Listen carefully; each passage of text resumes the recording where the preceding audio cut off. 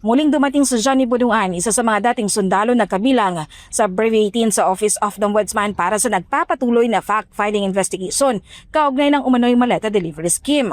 Una nang humarap si Bunuan sa tanggapan noong nakarang linggo kung saan idinitali niyang umano'y pag-deliver ng mahigit 30 maleta sa isang kongresista noong taong 2023. Kasama niyang dumating ang 4 pang dating sundalo na isinalang din sa interogasyon. Hindi nila kasama ang kanila abogado na sa Attorney Levito Baligod na hindi nakarating sa ombudsman. Ayon kay Baligod, may tinatapos pa siyang counter affidavit kaugnay ng reklamong isinampa ni Congressman Zia Lonto Adjong laban sa mga dating sundalo. Isa si Adjong sa mga pinangalanan ng Brigade 18 sa umano'y maleta delivery scheme.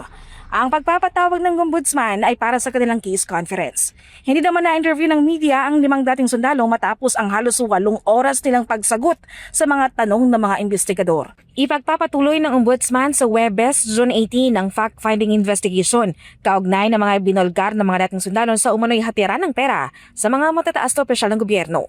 Para sa Diyos at Pilipinas kumahal, Marit Gonzalez, SMNI News. Ano yung naging dahilan ba't siya lumipat, sir, talaga? Yung Well, I think deciding factor? More than anything, yung it's a institution. No? Marami na rin nalulungkot dahil hindi kami nakapagtrabaho. Well, talagang, whether you like it or not, talagang the Senate may tama. No? The institution was damaged. So, sa tingin ko si Sen Cheese and Sen Joel, being former Senate President and former Majority Leader, siyempre, iba yung love niya for the institution kasi naglingkod sila as leaders. So, yun yung nakita ko. Kaya nakita ko rin yung actuations sila during the proceeding na mga session na parang hindi sila masaya na sa nangyayari. And I think ganun din. Kaya nga ang appeal ako sa mga colleagues ko last week, bago pa na buo, let us think of the institution in the country kasi wala tayo nagagawa. Huwag natin hayaan na masira at tuluyan. So habang may panahon na ayusin natin, ibalik natin yung dangal ng Senado. Sir, matagal kayo naging seatmates, magka-bloke ni Senator Joel. May weight yon yung pagiging magkagrupo nyo ever since? I definitely, I think I'm one of yung mga talagang trusted niya na hanggang sa huli, kahit na nagkahiwalay kami ng grupo, we remain in touch, no? Parang, siyempre, papasalamat pa rin ako sa kanya. Ako yung pinagkakatiwalaan niya. Same goes with Sen Cheese, no? Na, siyempre, I served under him, no? Very close kami. Talagang sa amin kasi more of trabaho nung time na yun. And we were very happy at that time. Kaya, I think more than anything, it's the love for the institution that made them decide to join the new majority. Sir, you can claim kayo talaga yung nakiusap kay Senator Joel. Kayo yung kumbaga naging way Hindi naman, na tulay, naging tulay. Maaaring naging tulay, naging instrument kasi nga kami lang yun nag-uusap-usap din madalas. So, in fairness, to be fair, walang sinasabing may concession, maleta, walang ganun. No? I think it's more yung concern for the Senate as an institution. So walang pinag-usapan Talagang walang pagbabanta sa walang ganun. Nasabi ba niyang hindi na siya masaya sa ginagawa ng Cayetano Block? Hindi masaya sa ginagawa ng block, no? Pero hindi na siya masaya sa nangyayari sa Senado. Nakikita niya na talagang apektado. For example, the boycott, sir? Is that something? Everything. Boycott at kung ano pa lahat I think yung congruence of events in the past month, no, nagkapatong-patong na talagang na-damage yung institution. Na siyempre, nakakalungkot din kahit ako. Mahal naman natin Senado. Ito yung huling sandigan, talagang pinagkakatiwalaan ng sambayan ng Pilipino. Pero first time in history na bumagsak ang perception, no? Talagang lower than the house na ngayon lang yata nangyari sa history. Thank you, sir. So, yun, I think more than anything is a love for the institution that made them join the new majority. Gusto na magtrabaho. Congratulations, sir. May iba pa kayong kausap? May mga iba pa kayong ongoing na nililigawan? Hindi naman, kasi naging close lang naman ako sa dalawa dahil nakasama ko as Deputy Majority Leader. So, Okay, salamat, sir. Thank you. Impeachment lang. Si Senator Whit po ang magpe-preside o may balak po bang si Senator Cheese ang i-elect? As per our consensus as of this morning, we will elect Senator Cheese Escudero if we convene again as the impeachment court to be the presiding officer. Why so, sir? Lawyer eh. Kasi at saka may experience na rin siya sa impeachment. So, yun ang yun ang consensus namin as of this morning. Pwede magbago. And si Senator Win mismo, Senate President Pinang nag-suggest din nun. Sir, sorry Yung ba kasama ba yan sa negosasyon ng paglipat No. ni Sessions? No. Kami yun, nag-usap. Para lang maging smooth. Kasi alam nyo, pag ikaw nagpipreside, kailangan talaga meron kang hindi basic knowledge sa law. Yung rules of court, evidence. Kasi once na merong mag-motion either from the prosecution or defense, merong pagkakataon na kailangan mag-rule ka immediately, di ba? Sustain, overrule.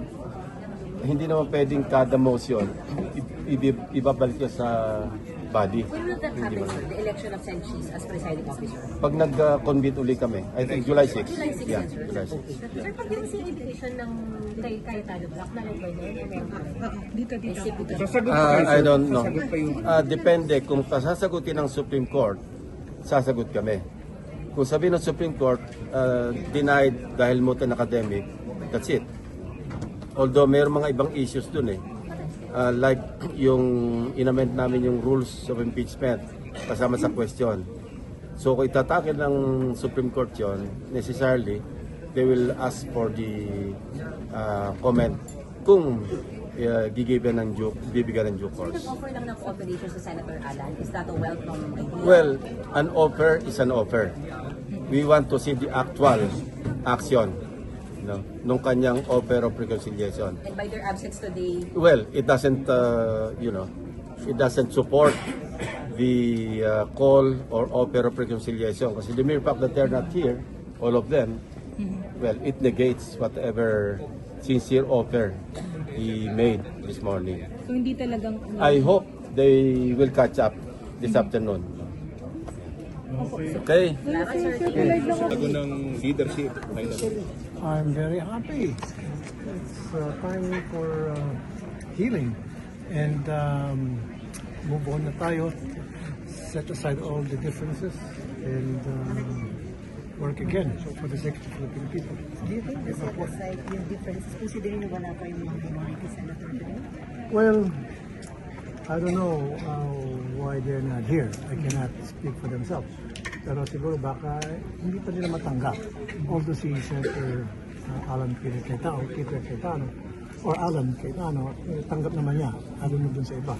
But anyway, we're extending our hands of reconciliation. Sana huwag nilang damdamin yung mga nasabi, nagawa namin, and I apologize to the Filipino people doon sa mga nangyaring bickering in the past few days na witness natin lahat. Sana kalimutan natin yon at magtrabaho na tayo.